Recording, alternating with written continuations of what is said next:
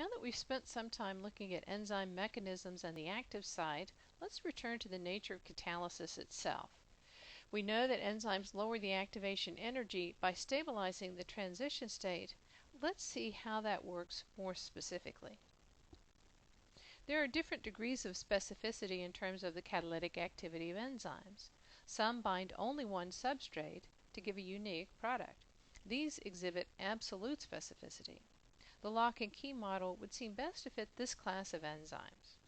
Other enzymes are a little more promiscuous. They exhibit relative specificity because they combine structurally similar substrates to give related products. This would suggest a more dynamic binding of substrate, such as the induced fit model predicts.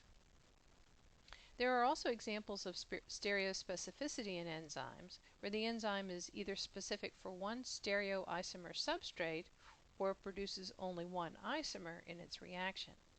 In this case, it suggests an asymmetric binding of substrate. Recall that the transition state is intermediate in structure between substrate and product.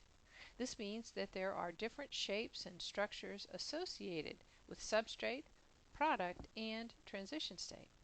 Remember also that enzymes bind more strongly to the transition state, which enables them to lower the activation energy. Shown here is the reaction catalyzed by proline racemase, which catalyzes the interconversion between L and D proline. Note the planar transition state molecule in the center of the diagram.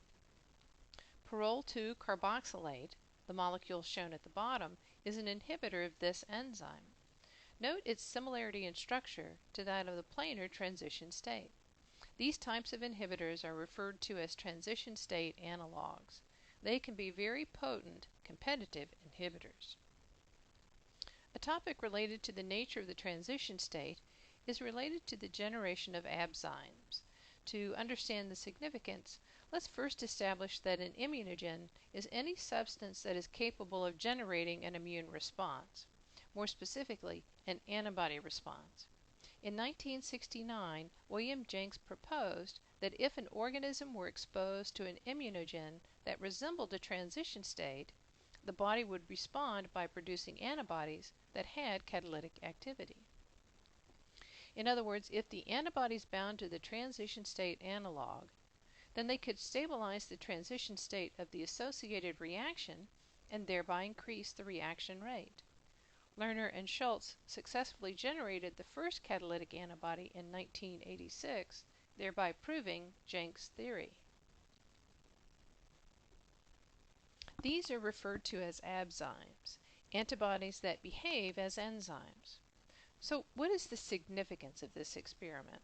It means that if a transition state analog can be produced for a given chemical reaction, this method could potentially generate an enzyme, an abzyme, that could accelerate that reaction. Hopefully from this you can see the power of understanding how enzymes function and the means of catalysis.